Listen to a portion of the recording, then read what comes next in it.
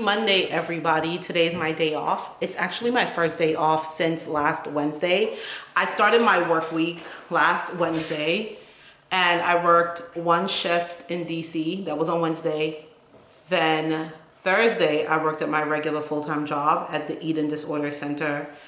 And then back to DC Friday, Saturday, Sunday. I did my weekends at the job here in Baltimore at the Eating Disorder Center.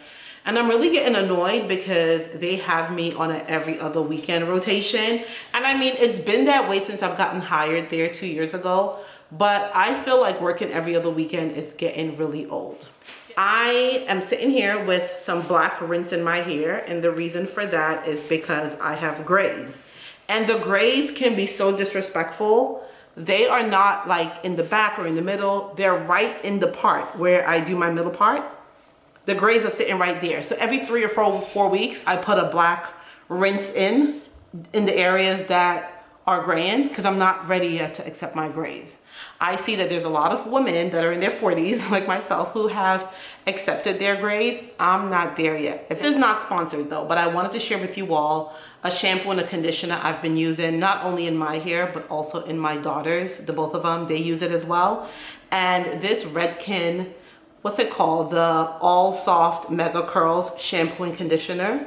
This is the best shampoo and conditioner I have used in a very long time. These were on sale at Ulta a couple weeks ago. I got the 2 bottles for $35 each. I mean, not each, $35 as a bundle, which is a steal because Redken products are not cheap, which I understand why.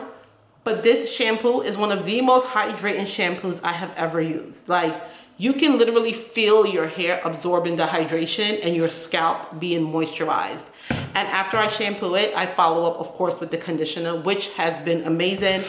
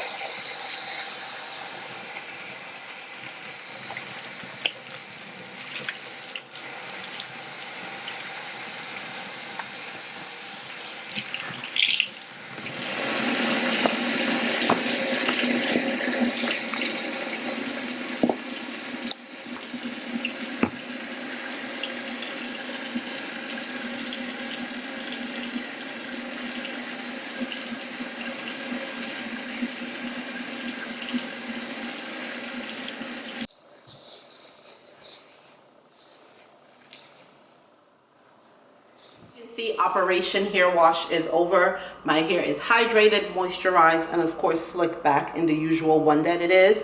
And as you can see, a lot of my gray hairs have been covered up. It's not as black as I would have liked it to be, but it'll do for now until the next 3 weeks when I have to rinse it again. Anyway, I wanted to share something with you guys. A couple weeks ago, a company named The Jacket Maker reached out to me and offered me to select an item from one of their catalogs. It could have been a leather jacket, belt, bag. The Jacket Maker creates premium leather products. And I opted, initially, I was gonna choose a jacket. But then I said, we are in summer and these people are gonna want their content, okay? And I will not be wearing a jacket maybe until late October into November. So instead, I opted to choose a leather bag from their True Carry line. And the style of bag I opted for, let me unveil it. I opted for a messenger bag. I love messenger bags. And it's been a while since I've had one. So when I looked through the catalog and I saw that, oh my goodness, they actually have a line that has messenger bags, I went ahead, selected it, they sent it to me, and I am going to show you guys this beautiful premium leather bag that is now mine. Another reason why I selected this bag is because I knew I was going to take my nurse practitioner boards and I knew I was going to pass. I knew I was going to pass, and I said, I need to have a bag so that way when I go on my interviews, I look very classic, very professional. I'm giving off new NP. Let's go ahead and hire her. This is the color I selected. Look at how beautiful this bag is. Look at the leather, okay? Look at the leather. This is the front of it. And of course, in true messenger style, it has the strap right here with the shoulder support. Because as of right now, the work bag I'm using, my shoulders be like this. So I am happy that this has this broad shoulder support right here with the silver buckles on the side. Now the bag,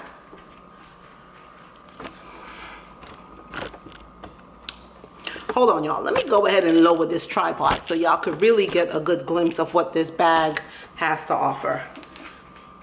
All right, so this is the bag. Maybe I should lower it some more. No, I think this is good. So this is what the front of it looks like. As like I said, in true messenger style, it has the flap. You open it, and there's two pockets right here in the front. So I can either put my cell phone in here, I can put some cash, I can put my receipts, because my bag's always getting filled with receipts. And on the inside of the bag, there's two separate compartments. So there's a space for me to carry my paperwork, because of course I'll have to carry extra copies of my CV, my cover letter, whatever legal documentation they want for me to show once I'm hired. So that's what we have the two compartments for. Also inside of the bag, there's another pocket right here that my cell phone can go into. And there's two spaces, well three, 1, 2, 3, that I can use as pen holders. However, I will not be using this pen holder thingy. I keep my pens in a purse because I would not want for it to spill. I don't want for the ink to leak and mess up the inside of this bag. I find the messenger style to be so classic. Look, let's see what it looks like. Hold on, let me lower down. Hold on, I know y'all about sick of me. Hold on, wait. I'm telling y'all, vlogging is not an easy thing. Okay, people be thinking it's easy. It is not, but let me go ahead and lower you guys down so you all can take a look and tell me in the comments exactly what my messenger bag is saying. I walk in nicely dressed.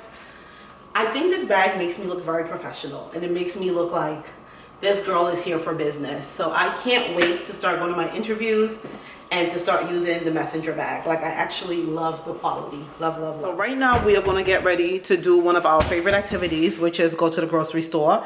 I just closed my pantry door because I didn't want y'all to see it, because when I tell you the pantry is dry, the pantry is so dry. The last time I went to the grocery store was sometime last week, but like I said, I've been working for the past 4 days in a row, so I am out of groceries. Okay, I was waiting for it to focus. As you can see, I clearly went to the grocery store. I came back home, I cooked dinner, I took a nap, and then I picked my youngest girl up from volleyball. Her big sister is at work, so it's just the two of us here. I want to talk to you guys a little bit about my transition back into the ICU, which I thought was going to be a little bit rough. I'm not going to lie, I was a little bit hesitant, only because the manager looked at my resume and was like, yeah, you don't need a whole bunch of training. I'm going to just give you 1 day of orientation. You pretty much know the protocols. You've done this for a long time. You worked all during COVID. Let's go. I need people on the floor. So I did 1 day of orientation, and you know what? I transitioned pretty well into that role. Because remember, I had worked in the ICU for like 9 years, and then I got burnt out, stopped, and I went to med-surg. While working in med-surg, I was like, I'm really not using my brain. I'm not really using any skills like that. The patients were pretty much like nursing home patients in med-surg. So I kind of had the itch to go back into the ICU. I'll never forget, there's this one intensivist that's an ICU doctor. We call them intensivists, or critical care docs. I remembered one of my intensivists that I work with at this one ICU. I bumped into him at the grocery store, and this was a time when I had stopped working in his ICU and I was doing home care. So he asked me, he was like, hey, how have you been? You know, I haven't seen you. You're no longer with us. What are you doing right now? And I was like, oh, well, I'm just working in home care. And he looked at me and he was like, home health? He was like, what a waste of talent. I was like, he was like, all that knowledge and you're not using it? That is how I started feeling in med-surg. And that is the reason why I took my behind back to the ICU. And I've adapted pretty well. I consider myself to be a very adaptable, flexible person. Don't get me wrong, every now and then I kind of have to ask about their policies, but across the board, taking care of the patients, I do remember a lot of the protocols. I do remember a lot of the interventions, the documentation. I know what has to be documented. My assessment, I know what has to be assessed. It's just like, you know, just knowing how to transport the patient. Do you guys have transport? Do I take another nurse with me? Do I carry the emergency backpack with me just in case? Just trying to figure out those little kinks. But for the most part, the transition has been well. What I'm proud of the most about this is that the actual doctors in this ICU, the intensivists, they look forward to having me take care of their patients. Like, there's this one doctor, every time he sees me, he's like, oh, you're here today. Are you here again tomorrow? Because I'm here. He was like, and what patients do you have? So that makes me feel like they're happy when they see that I have their patients, because typically when orders go in, I'm on it. You need blood drawn, I'm on it. You want this done, it's done. You want this fluid hang, it's done. You want it to, and then also too, what I noticed is that one of the things I learned working in the ICU from previous, you know, in previous situations, is that when the patients are on pressors, that's what we refer to the class of drugs that help keep the patient's blood pressure up. When the patient are on those drugs are not meant to be forever. So as a nurse, we have parameters in which we get to titrate. And one of the things I noticed that the physicians really appreciate about me is that I'm usually trying to titrate the drugs down once the patient is making improvement. Because a lot of nurses, they'll just leave the pressors running. And the doctors are like, the blood pressure is 145/80. Why don't you try to come down on the levo? Or, yeah, let's stop this, let's stop that. Or for example, you'll have a patient who'll have a really low heart rate, but they're on 150 mics of fentanyl. And the doctor is like, okay, let's back off of the fentanyl, because as an ICU nurse, we are within our right to titrate drugs as long as we are within the parameters set by the physicians. So I think the doctors notice that, and I think they really appreciate that I'm at least thinking and paying attention to the patients. So I'm really feeling good about that. Let's see what else. I am planning on doing a video though on okay, I'm paying attention to my coffee. Sorry, I have a cup of coffee here. I was distracted. I want to do a video talking about just ICU, because I know there's a lot of nurses that work in med-surg, that work in telemetry, that wants to work in the ICU, or they're curious about what it's like to work in the ICU. But a lot of people are afraid because they're like, the patients are so sick. And I'm like, trust me, ICU is probably the easiest form of nursing. And don't come for me in the comments, but in the video I'm going to make, I'm going to explain to you. Again, I'm pretty sure you guys figured out I got cut out. But I think, what was the last sentence I said? That, yeah, I'm going to talk about that in the video. Like, nurses who want to go to the ICU, but they have a fear because they feel as though the patients are so sick.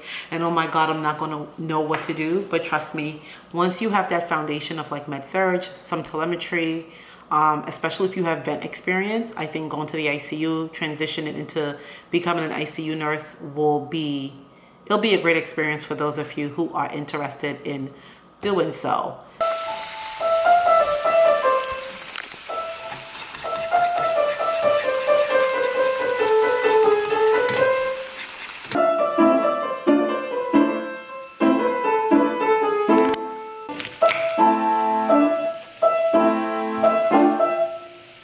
What is going on with you? I thought I saw a boat on the key.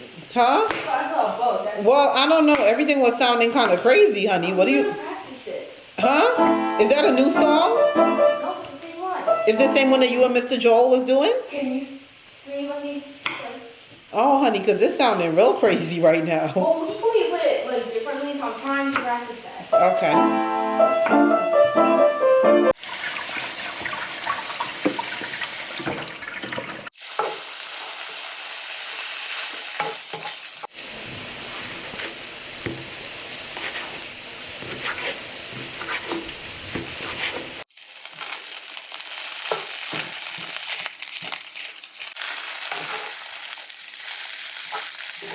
In the grocery store the other day, I couldn't find the regular soy sauce, so I had to end up buying this no soy, soy-free sauce.